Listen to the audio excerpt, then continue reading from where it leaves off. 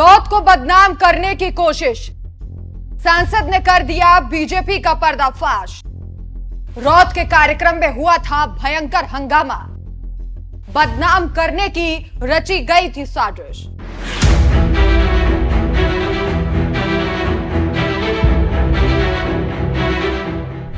नमस्कार, मैं हूं आपके साथ राखी लांबा और आप देख रहे हैं न्यूज एक्सप्रेस। कहते हैं कि चांद पर कितनी भी धूल फेंक लो वो गंदा नहीं होता। कुछ ऐसा ही व्यक्तित्व है राजस्थान से बाप के सांसद राजकुमार रौत का, जिनका जलवा और रुतबा दोनों ही कई पार्टियों को हजम नहीं हो रहा है। या तो उन्हें बदनाम करने की कोशिश की जा रही है या फिर उनकी आवाज को दबाने की कोशिश की जा रही है। लेकिन अब यह आवाज सिर्फ राजस्थान तक ही सीमित नहीं है। अब रौत का जलवा दिल्ली यानी संसद में भी दिखाई देता है और शायद यही कारण है कि अब राजनीतिक दल उनकी ख्याति को झेल नहीं पा रहे और साजिश रचने पर उतर आए हैं। ये हम नहीं कह रहे, बल्कि इसका पर्दाफाश खुद सांसद राजकुमार रौत ने कर दिया है। दरअसल कुछ ही दिनों पहले एक वीडियो सोशल मीडिया पर तेजी से तैर रहा था, जो कि राजकुमार रौत के झालावाड़ में स्थित एक कार्यक्रम का था, जहां वो जनता को संबोधित करने पहुंचे और इसी दौरान वहां दो गुटों की आपस में झड़प हो गई। इसी दौरान ये नैरेटिव सेट करने की कोशिश की गई थी कि ये झड़प इसलिए हुई क्योंकि कुछ लोग राजकुमार रौत का विरोध कर रहे थे, जो आरक्षण पर पूर्व में दिए गए एक बयान को लेकर रौत से नाराज थे।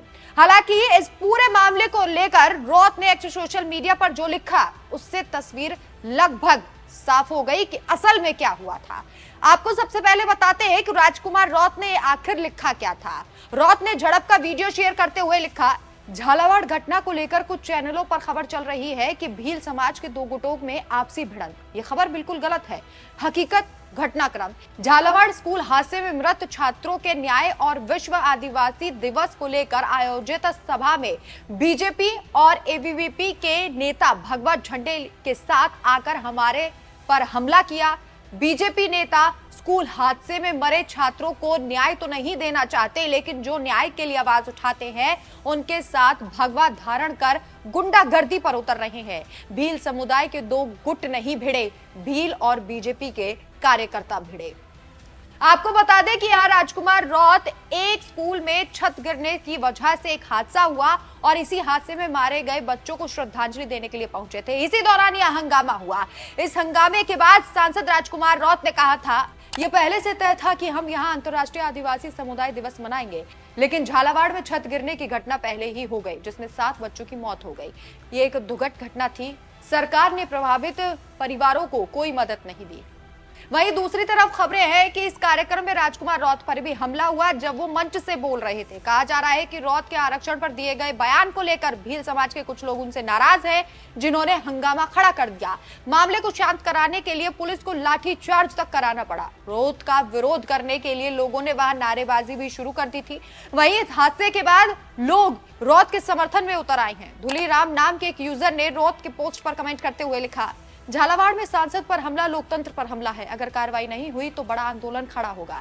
धनवान परमान नाम के एक यूजर ने लिखा, आदिवासियों की स्वतंत्र आवाज है सांसद महोदय श्रीमान राजकुमार रौत, इनको आंच भी आई तो पूरा भील प्रदेश सड़कों पर उतरेगा। प्रशासन कार्रवाई करे इन पत्थरबाजों को, नहीं तो आदिवासी परिवार झालावाड़ की तरफ कूच करेगा। जसवंत सिंह नाम के यूजर ने लिखा, पुलिस प्रशासन क्या घास काट रहा है, असामाजिक तत्व आकर कार्यक्रम में हुड़दंगगिरी गुंडागर्दी कर रहे हैं। भगवाधारी झंडे हाथ में लिए ये पुलिस प्रशासन की मिली भगत है और पुलिस प्रशासन भी लाचार रवैये का है।